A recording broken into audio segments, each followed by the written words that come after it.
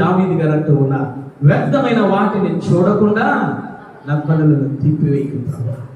ఒకప్పుడు వ్యర్థమైన వాటిని చూస్తా, ఎక్కడ ఉండాలి? యుద్ధ రంగంలో ఉండాలి. దావీదు ఎక్కడ ఉన్నాడు? ఉండకూడని స్థలంలో ఉన్నాడు.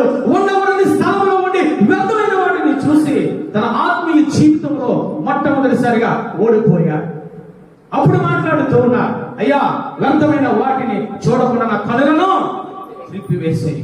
నువ్వు త్రిప్పకపోతే నేను త్రిప్పుకోలే. వ్యర్థమైన వాటి నా జీవితంలో ఉంటే నేను చనిపోతా, నేను బ్రతకలేనని మాట్లాడుతూ ఉన్నా. ఈరోజు నువ్వు చూస్తూ ఉన్నావు తల్లి, వ్యర్థమైన వాటిని కోసం నువ్వు ఆరాట పడుతూ ఉన్నావా? శరీరాస నేత్ర సజీవనం కోసం పరిగెడుతూ ఉన్నావు.